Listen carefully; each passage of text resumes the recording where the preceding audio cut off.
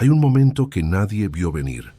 No fue una batalla, no fue la caída de un rey, no fue el fin de un imperio, fue una decisión. La decisión de tres pueblos, en el mismo siglo, en el mismo continente desgarrado, de responder a la misma pregunta de maneras tan radicalmente distintas que sus consecuencias todavía viven hoy, en las fronteras que trazamos, en los idiomas que hablamos, en la manera en que entendemos qué es el poder y quién tiene derecho a ejercerlo. La pregunta era simple, brutal en su simplicidad. ¿Quién manda aquí? El siglo VIII después de Cristo. Roma lleva 3 siglos muerta en el oeste. El vacío que dejó es enorme. Y en ese vacío, 3 pueblos empujan, con todo lo que tienen, en direcciones que colisionan sin parar. Los francos, herederos autoproclamados de Roma, convencidos de que el poder se consolida desde el centro hacia afuera. Espada en una mano, cruz en la otra. Los sajones, guerreros del norte germánico que resistieron lo que nadie más pudo resistir, un pueblo que entendió la libertad como algo que no se negocia, que no se entrega, que se defiende hasta la última aldea y el último hombre vivo. Y los vikingos, los que llegaron cuando Europa creía haber resuelto sus conflictos, los que demostraron que el mundo era más grande y más peligroso de lo que cualquier rey franco o caudillo sajón había imaginado. 3 pueblos, 3 visiones incompatibles de lo que debía ser Europa. Solo una sobreviviría en sus términos originales. Las otras 2 dejarían huellas que el tiempo volvió casi invisibles. Casi. El mundo que los creó. Antes de separarlos, hay que entender algo que los libros de historia raramente dicen con suficiente claridad. Los 3 eran el mismo pueblo en origen, pueblos germánicos. Los 3, descendientes de las mismas oleadas migratorias que habían sacudido Europa durante los siglos anteriores. Los 3 hablaban lenguas emparentadas, adoraban dioses con nombres distintos, pero funciones casi idénticas. Organizaban sus sociedades en torno a los mismos principios: lealtad al caudillo, honor en combate, tierra como fuente de todo poder real. El mundo en que vivían no tenía certezas de ningún tipo. Las ciudades romanas estaban en ruinas o en camino de estarlo. Las carreteras que habían conectado el imperio se deterioraban lentamente sin que nadie las reparara. El comercio de larga distancia había colapsado hasta niveles mínimos. La mayor parte de la población europea vivía en comunidades pequeñas, aisladas, donde la supervivencia dependía directamente de lo que podías producir en un radio de pocos kilómetros. En ese mundo, el poder era físico y directo. Lo tenía quien podía defenderlo, quien podía inspirar lealtad suficiente para reunir guerreros, quien podía alimentar a esos guerreros con el producto de tierras suficientemente extensas. Los 3 pueblos partían exactamente de ahí. Lo que hicieron con ese punto de partida fue completamente diferente, radicalmente diferente. Y esa diferencia cambió Europa para siempre. Los francos, el camino del imperio. Imagina una corte, no el castillo de piedra que imaginas cuando piensas en la Edad Media. Algo más primitivo, pero igualmente impresionante en su ambición. Un palacio de madera en Aquisgrán, donde el hombre más poderoso de Europa occidental recibe embajadas de Bagdad y de Bizancio, donde los mejores escribas del continente producen documentos en latín que organizan un territorio que se extiende desde el Atlántico hasta el río Elba. Ese hombre es Carlomagno, y lo que construyó no fue simplemente un reino. Fue la primera idea coherente de Europa como entidad política unificada desde la caída de Roma. Pero para llegar ahí, los francos recorrieron un camino que empezó mucho antes de él. Todo comenzó con una alianza que en su momento pareció menor, una transacción de política local, y que resultó ser uno de los pactos más importantes de toda la historia medieval. En el año 496, el rey franco Clodoveo se convirtió al cristianismo católico, no al arrianismo, que era la forma del cristianismo que había adoptado la mayoría de los pueblos germánicos, al catolicismo romano, al mismo que reconocía la autoridad del Papa. ¿Por qué importa eso tanto? Porque convirtió a los francos en los aliados naturales de la Iglesia. en un mundo donde todos los demás reyes germánicos eran herejes desde la perspectiva papal. Les dio una legitimidad que nadie más tenía. Una legitimidad que no dependía solo de cuántos guerreros podías reunir, sino de algo más poderoso y más abstracto, la sanción divina. La Iglesia necesitaba un brazo armado que la protegiera. Los francos necesitaban una autoridad espiritual que legitimara su poder. El matrimonio político más duradero de la Edad Media. Y fue exactamente ese matrimonio el que permitió a Carlos Martel detener la expansión islámica en Poitiers en el año 732. No simplemente como caudillo germánico defendiendo su territorio, como campeón de la cristiandad occidental. La narrativa era tan poderosa como la batalla, probablemente más. Su nieto Carlomagno llevó esa lógica hasta sus consecuencias más extremas. La campaña contra los sajones duró 32 años. 32 años. Piénsalo un momento. No fue una guerra. Fue una generación entera consumida en un conflicto que no terminaba nunca. Victorias y derrotas, masacres y rebeliones, conversiones forzadas y apostasías masivas al año siguiente. No era simplemente conquista territorial, era un proyecto de transformación cultural a escala continental. Los sajones no solo debían someterse militarmente, debían convertirse al cristianismo, abandonar sus dioses, adoptar las estructuras eclesiásticas francas, entrar en el orden político que Carlomagno estaba construyendo desde cero. Y cuando esa resistencia se volvió insoportable, Carlomagno respondió de una manera que sus propios cronistas registraron con cierta incomodidad. El capitular de Verden, año 782, 4.500 prisioneros sajones, ejecutados en un solo día según las crónicas, como represalia por una rebelión. El número exacto es debatido por los historiadores. La escala del castigo, no. ¿Qué dice eso sobre los francos? Dice que su modelo de poder no era negociable. No era una federación de pueblos acordando convivir bajo un liderazgo común. Era una estructura de dominación total, donde la diferencia cultural se consideraba una amenaza y debía ser eliminada. No acomodada, no absorbida, eliminada. La coronación de Carlomagno como emperador de Occidente en el año 800 es el punto más alto de todo esto. El Papa León III le colocó la corona en Roma. El gesto era cargado de significados que todos los presentes entendieron perfectamente. Roma había vuelto, bajo forma nueva. El imperio había resucitado, legitimado por la Iglesia, encarnado en un rey franco que controlaba más territorio europeo que cualquier gobernante desde los Césares. Pero la grandeza del imperio carolingio contenía la semilla de su propia destrucción. Carlomagno construyó un sistema que dependía de manera crítica de la figura del emperador. Un sistema que necesitaba un genio en el centro para funcionar. Cuando murió en el año 814, el problema se hizo inmediatamente evidente. El imperio era demasiado grande para ser gobernado desde un centro único por líderes que no eran Carlomagno. Sus hijos lo dividieron. Sus nietos lo dividieron más.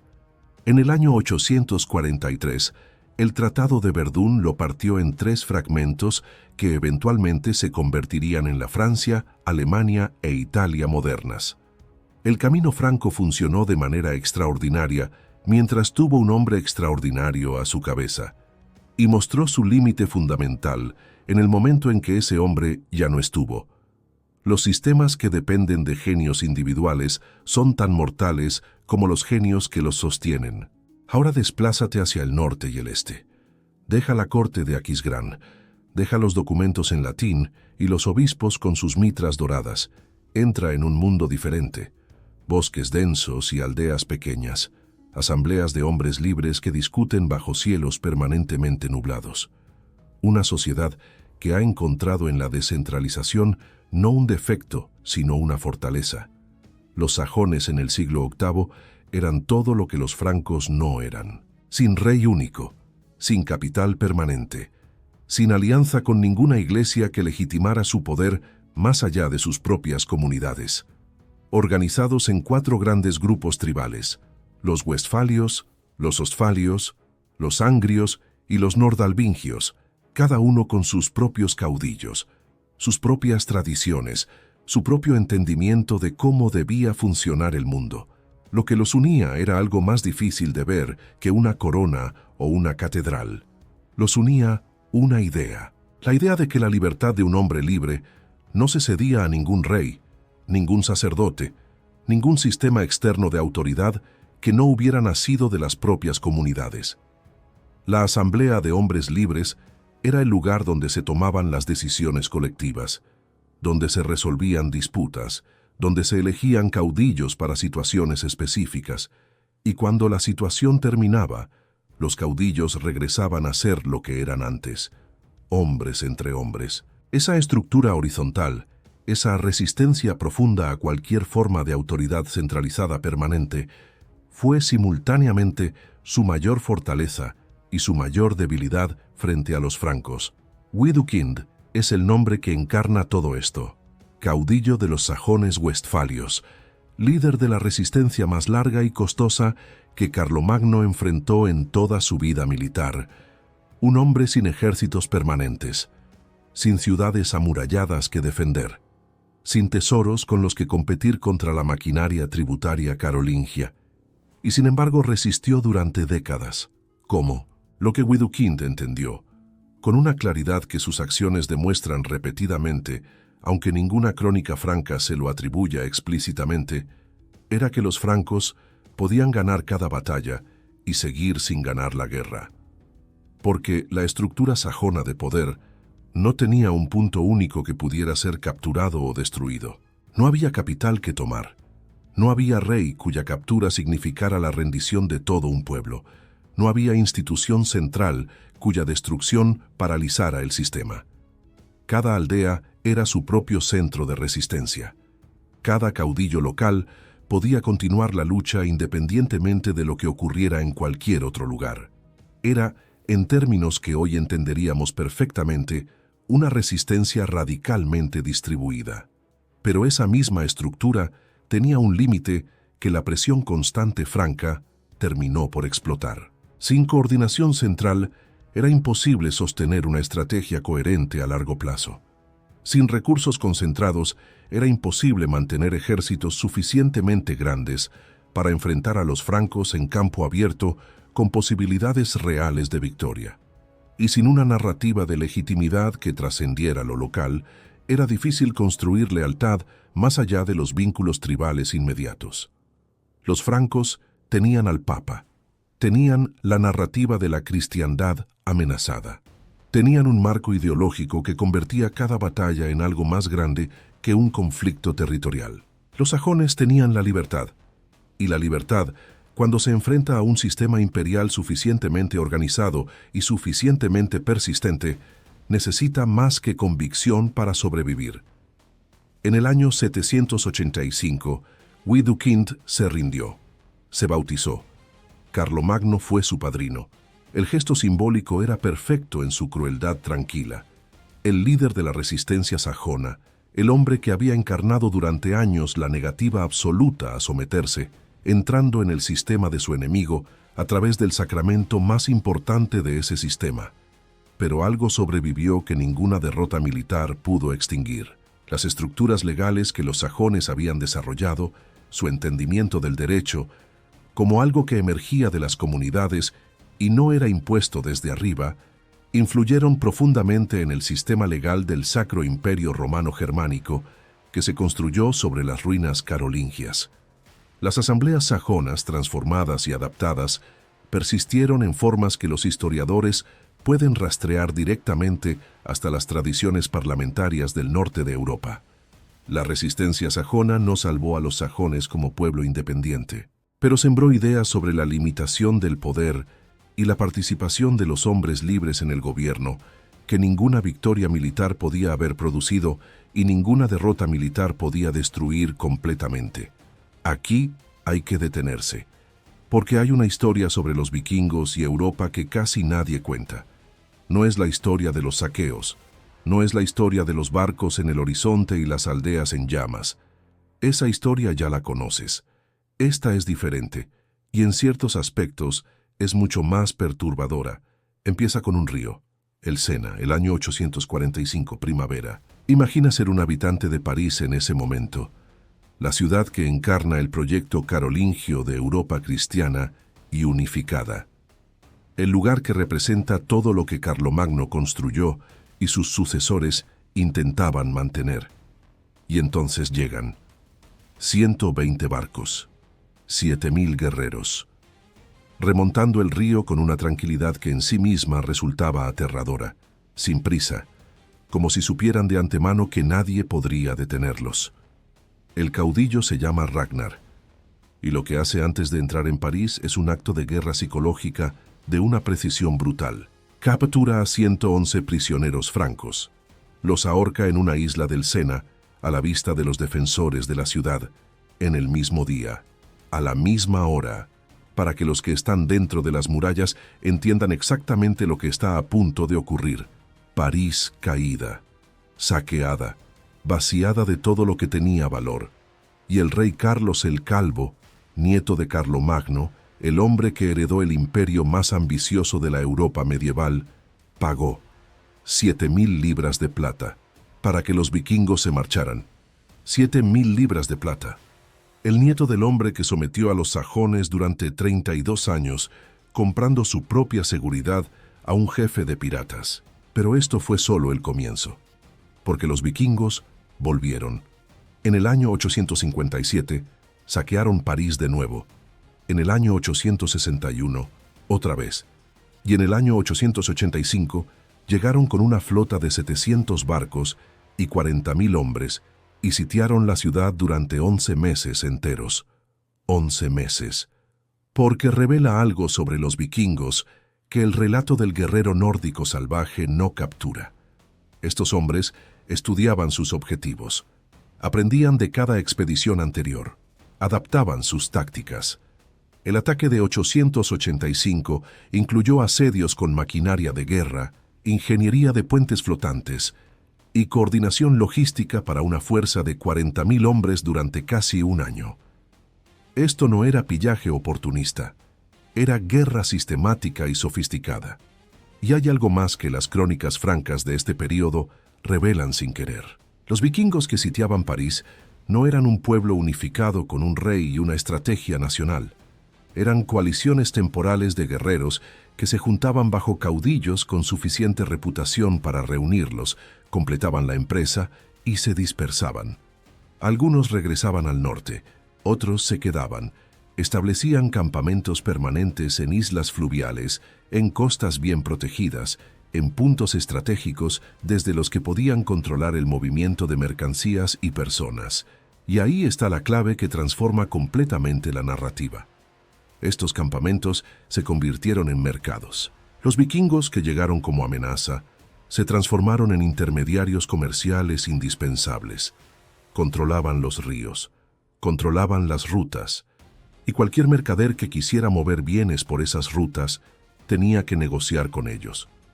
El terror se convirtió en peaje. El saqueo se convirtió en comercio organizado. Y entonces llegó el año 911. El momento que lo cambió todo. El rey franco, Carlos el Simple, agotado de décadas de incursiones sin solución militar a la vista, se sentó a negociar con el caudillo vikingo Rollón. El acuerdo era directo. Rollón y sus guerreros recibirían tierras en la desembocadura del Sena, la región que se llamaría Normandía, tierra de los hombres del norte. A cambio, se convertirían al cristianismo, jurarían lealtad al rey franco y defenderían esa costa contra futuras incursiones de otros vikingos. Un rey franco cediendo territorio a un jefe vikingo para que ese jefe vikingo lo protegiera de otros vikingos.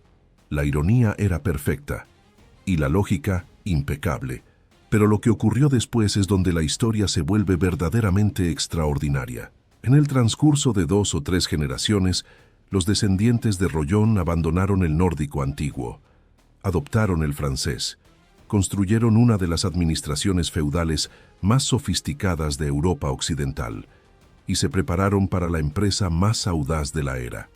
En el año 1066, Guillermo, duque de Normandía, descendiente directo de Rollón, cruzó el Canal de la Mancha y conquistó Inglaterra en Hastings. El bisnieto de un jefe vikingo se convirtió en rey de Inglaterra, que al hacerlo, fusionó las tradiciones administrativas normandas con las estructuras políticas anglosajones de una manera que eventualmente produciría la Carta Magna, el Parlamento inglés y el sistema de derecho consuetudinario que todavía organiza las sociedades del mundo angloparlante. De los guerreros que sitiaron París durante 11 meses al sistema legal que protege los derechos individuales en 20 países modernos. Nadie lo planeó así. Nadie entre los vikingos tenía ese proyecto. Nadie en las costas noruegas y danesas del siglo VIII imaginó que sus descendientes terminarían construyendo instituciones que durarían 1000 años. Y sin embargo, aquí es donde la historia se vuelve incómoda de una manera diferente, porque los tres pueblos que hemos seguido no eran simplemente enemigos, eran tres respuestas genuinas a los mismos problemas fundamentales, tres lógicas distintas para organizar el poder humano. Y cada una tenía coherencia interna perfecta. Detente en el año 845, el mismo año del saqueo de París. Ese año ocurrieron dos cosas que ningún libro de texto pone juntas, pero que juntas dicen más sobre este período que cualquier análisis académico. Primera, Ragnar saquea París y Carlos el Calvo paga. El proyecto carolingio de Europa unificada, demostrando su límite más humillante frente a una fuerza que no había anticipado y para la que no tenía respuesta estructural. Segunda, al este los sajones militarmente derrotados y forzosamente cristianizados décadas antes estaban produciendo la primera generación de obispos, abades y escribas sajones. Hombres que integraban la tradición intelectual carolingia con elementos de sus propias tradiciones culturales. La derrota sajona había creado algo que la victoria sajona nunca habría podido crear. Una síntesis. Ahora pon los tres modelos frente a frente con toda la claridad posible. El modelo franco era el más poderoso a corto plazo y el más frágil a largo plazo. Carlomagno construyó el primer ensayo de unidad europea en siglos. Lo hizo mediante brillantez militar, alianza institucional con la Iglesia y una capacidad administrativa genuinamente notable para su época. El resultado fue espectacular mientras duró, pero contenía dos debilidades estructurales que ninguna genialidad individual podía resolver permanentemente. La primera, la dependencia de la figura del emperador. Un sistema que necesita un genio en el centro para funcionar colapsa inevitablemente cuando ese genio es reemplazado por alguien ordinario, y los hombres ordinarios siempre son más comunes que los extraordinarios. La segunda, la imposibilidad de absorber la diferencia cultural sin destruirla. Los francos no sabían hacer imperios inclusivos, sabían hacer imperios de conversión, y los pueblos que convertidos seguían siendo culturalmente diferentes, permanecían como fuentes de inestabilidad permanente. El modelo sajón era el más coherente con la naturaleza real de las sociedades germánicas medievales, y pagó el precio más alto por esa coherencia. Su negativa a centralizar los hacía imposibles de conquistar rápidamente, pero incapaces de resistir indefinidamente. Su entendimiento de la libertad como no delegable los producía extraordinariamente valiosos, como combatientes individuales y estructuralmente incapaces de producir la masa crítica institucional que un poder centralizado puede movilizar. Widukind no perdió porque fuera inferior a Carlomagno. Perdió porque el modelo sajón no tenía respuesta para la acumulación de recursos que el sistema carolingio permitía. 32 años de guerra agotaron a los sajones de una manera que no podían agotar a los francos, cuyo sistema tributario los reabastecía constantemente. Y el modelo vikingo, el más libre, el más imprevisible, el que dejó huellas en los lugares más inesperados. Aquí está el dato que cambia la narrativa popular de manera definitiva. Los vikingos no destruyeron el orden carolingio, lo aceleraron hacia su forma inevitable. El imperio carolingio ya se fragmentaba por sus propias contradicciones internas cuando las incursiones comenzaron. Lo que los vikingos hicieron fue presionar un sistema que ya mostraba grietas profundas. Y esa presión produjo algo que el imperio intacto nunca habría producido por sí solo: la necesidad de delegar poder a los señores locales para organizar defensas que el centro ya no podía coordinar. El feudalismo europeo fue en parte una respuesta adaptativa a las presiones vikingas sobre un imperio que ya no podía funcionar de manera centralizada. Los vikingos, buscando botín y tierras para sus propias familias, empujaron inadvertidamente a Europa hacia una forma de organización política que siglos después produciría las primeras formas de representación política formal. Nadie lo planeó. Nadie entre los tres pueblos tenía un proyecto consciente de transformar Europa de manera permanente, y sin embargo los tres juntos, en su conflicto y en sus encuentros, en sus victorias y en sus derrotas, produjeron algo que ninguno habría podido producir por separado. Vuelve al año 800, a Roma, a la Basílica de San Pedro en la noche de Navidad, Carlomagno arrodillado, el Papa colocando la corona sobre su cabeza, los presentes aclamando al nuevo emperador de los romanos. En ese momento, en esa basílica iluminada por antorchas, convergían los tres caminos que hemos seguido. El proyecto franco de poder centralizado legitimado por la Iglesia alcanzaba su expresión más perfecta y más frágil al mismo tiempo. En algún lugar al norte, los últimos reductos de resistencia sajona absorbían silenciosamente lo que podían salvar de sus propias tradiciones dentro del nuevo orden que los había derrotado.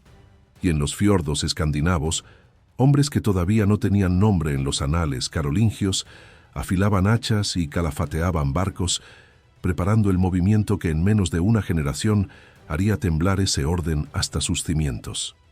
Tres fuerzas en el mismo momento histórico, ninguna consciente de la historia que juntas estaban escribiendo. La idea francesa del Estado como entidad que trasciende a sus gobernantes viene directamente de la tradición carolingia. La idea alemana del derecho como sistema que limita el poder ejecutivo tiene raíces en las tradiciones sajonas de asambleas de hombres libres. La capacidad de adaptación y la apertura al mundo que caracterizan a las sociedades escandinavas modernas es el eco tranquilo de pueblos que durante siglos entendieron el horizonte como una invitación y no como un límite. Ninguno de los tres modelos ganó completamente. Los francos construyeron el primer ensayo de Europa unida y lo vieron fragmentarse en una generación. Los sajones perdieron su independencia política y salvaron ideas sobre la libertad individual que resultaron más duraderas que cualquier reino. Los vikingos llegaron como destructores y partieron como fundadores, dejando descendientes que conquistaron Inglaterra, gobernaron Sicilia, guardaron al emperador de Bizancio y dieron nombre a Rusia. Hay algo profundamente humano en ese resultado. Los proyectos que más claramente querían durar para siempre fueron los que antes colapsaron.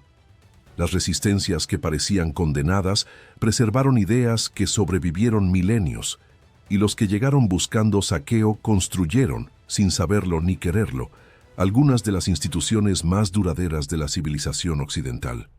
La historia raramente premia a quien la planea con más ambición. A veces premia a quien simplemente sigue remando, cuando todos los demás han decidido que el horizonte es demasiado lejano para alcanzarlo. En algún lugar entre la corte de Aquisgrán, los bosques sajones del norte y los fiordos que aún hoy parecen bordes del mundo conocido, se escribió el primer borrador de lo que somos. No terminamos de leerlo todavía.